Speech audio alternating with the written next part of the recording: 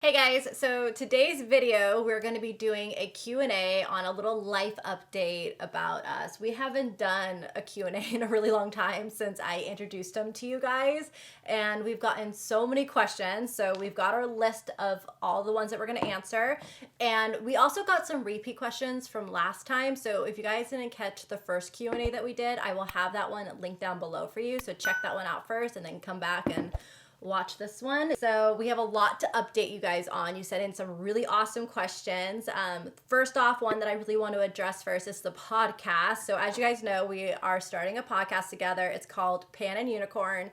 We are going to have an episode come out here soon talking about why we're calling it Pan and Unicorn. That's going to be here coming up, but yeah, we said we were going to launch in September, and it's my fault. I got really busy with work recently, so it's not going to come out, probably our first episode, till October.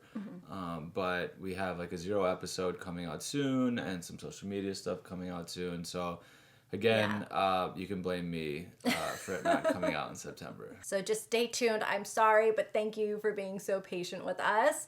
And yeah, make sure to give the video a thumbs up, and let's go ahead and get into these questions. All right, so our first question is from Brule.maddy. Brule.maddy. And she asks, is Ross from Minnesota? #Skol. Skol! I am from Minnesota. Yeah. I did grow up a Minnesota sports fan. I got Riley and Kin some Vikings gear, doing the Skol chant. We went to my friend's house Monday night, Vikings-Eagles, first game for the girls, and Kirk Cousins sucked, and we played terrible, and we got killed.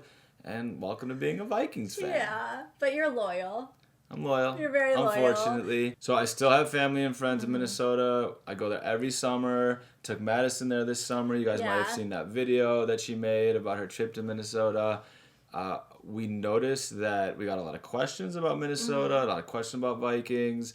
So if you guys are from Minnesota, we're going to come back. We're going to do a big meetup with everyone. Yeah, because I was shocked to see how many people that were in my DMs when I was out there, like, you're in Minnesota, I'm in Minnesota, and then a lot of comments on that video too. So I did not realize such a huge part of my following is from Minnesota or even just around the area. So in the comments below, I have no idea where would be a great place to meet up with everyone. So if you're from Minnesota, put it in the comments, and then we'll do a meetup. We'll find an awesome place to hang out. I think that'd be really fun. Pan and Unicorn family. Yes. So our next question is from @Lex Love 1994. What's up, Lex Love? And she asked, are you moved in together yet? So no, we are not. Ross still has his place because he still has his kids 3 times a week. He has his daughter on Tuesdays, his son on Thursdays, and then he has them both on Sundays. So he still has his place because I don't have space here. As you guys know, my house is pretty full with everyone, so it's you're here with me when he's not with his kids. That's why you guys see him quite a bit. Yeah, and yesterday randomly Bo slept over because yesterday was Friday, and he saw me packing up as I was taking him home today. He's like, "Dad, why are you taking everything? Why are you packing up?" And I said, "Well, I'm gonna sleep at Madison's tonight." He's like, "You don't sleep at Madison's house?" I go, "Yeah, I do." And I said, "Bo, like, you guys sleep here 3 days a week. On the other 4 days, do you want me to just stay in my apartment all alone and sleep all alone?" He's like, "No, okay, you can sleep at Madison's. I don't want you to be lonely." So, oh, thanks, Bo. Bo's the cutest. He just turned 8. Madison got Bo Mr. Beast chocolate bars, which he's been asking about forever. If any of your kids watch Mr. Beast, they'll know all about his chocolate bars. And Bo is so happy and is still eating them. Yeah, they look good. Our next question is from @Atsidique _ Hina, I think. We'll have it on the screen for you guys. But she asked, what's it like co-parenting with Ross? So I think another one that we had similar to it too was from @BSandoval, how she asked, how did you get comfortable with Ross helping out with the girls? So this is kind of like all in one. We got a lot of co-parenting questions. So I know it's really, really hard as a mom to trust your kids with anyone else. besides yourself. I mean, even with their own dad, we just are so protective of our little ones. I think what made it so easy for me is when I saw his first interaction with Riley and Kinsley and how comfortable it was, how just easy it was. Like Riley and Kinsley took to him immediately. He was so good with them from the get-go. And that made me super, super comfortable. Just the way he handles Riley. He just knows how to handle every situation, and he's so patient. Yeah, I mean, from my perspective, my kids are older. My son's 8, and boys have a lot of energy, and they're always running around. And my daughter keeps up with him, and so. For me, to be honest, like Kins and Riley are so easy compared to my kids, and they're the nicest girls and super sweet. And so, for me, the co-parenting is good. As you guys know, Madison has the girls most of the time, and she works her butt off, and she's got the kids full time, and she's trying to play little pickle.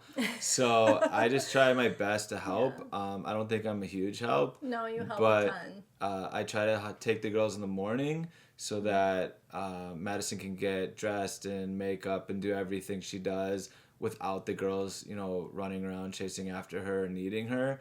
So I try to give her a little break in the morning, and then after dinner, if we have dinner together, I'll take the girls, to the park, or I'll play with them in the house so Madison can clean up and do everything without the girls here and without the girls making another mess before they do bath time and before they go to bed. It helps me out so much, and I am so grateful, and I'm so appreciative. You're welcome. And I love you. Okay, so the next question that we have is from @Hulu. I hope I said this right. But she asks, advice for someone with no kids getting into a relationship with someone with kids. So first off, if this is you or anyone that is getting into a relationship with someone that has kids, I commend you, because I know that has got to be so scary and so hard to do, because of one thing, when you don't have kids, you don't realize the sacrifices that you give for kids when you do have them. Advice would be is, one, I would be what we've talked about this in the past, but basically be very communicative with your partner. And in any relationship, you should be very communicative, but you want to ask them, what do they expect of you? What do they want? And because it is hard, I know even as me going into Ross's situation with his kids, because his kids are older, and I'm like, I'm not here to replace mom. I'm here to be a partner and be supportive, and just to be another person here to love these kids and help take care of them when they're with Ross. So it's kind of like you have to kind of find, like, where do you fit in this mold? Because it's really, really tough, because you're not trying to replace the parent. My advice would be, first of all, like Madison said, if you do not have kids and you're willing to enter a serious relationship with someone who does have kids, like, awesome, congratulations, that's amazing. I think that as the person, both people, just communicate. Understand from the parent's perspective, what are your expectations? I think mostly around time.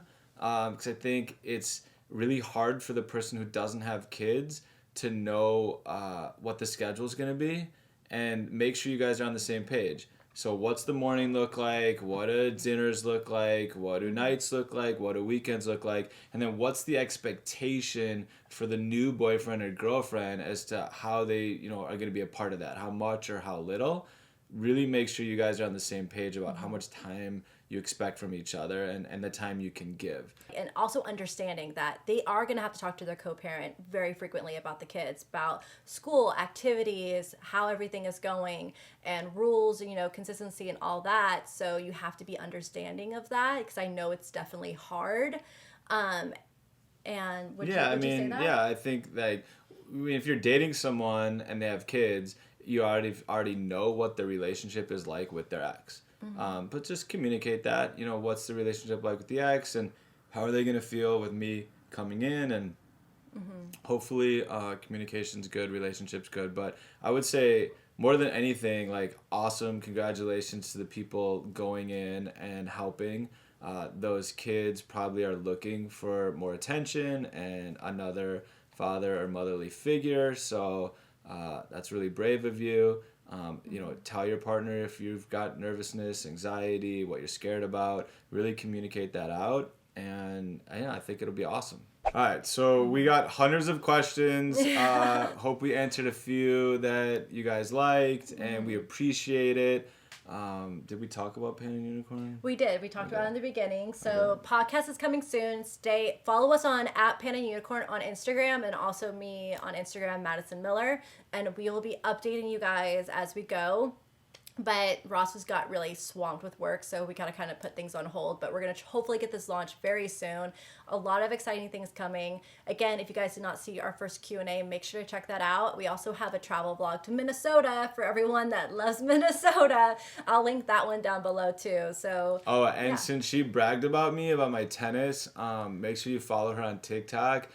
She has a TikTok that has over 600,000 views, which to me is absolutely insane. I'm not really on social media, but the fact that 600,000 people have watched one of your TikToks is crazy. It's just insane. Yeah. TikTok, I feel like anything can blow up. It's crazy. You put so much time and effort into videos and they don't do anything. And then the ones that you put no effort into, you just do on a whim, they just take off. It's weird. And what's your TikTok? How do they find it? My TikTok is @_lifeofmaddy_.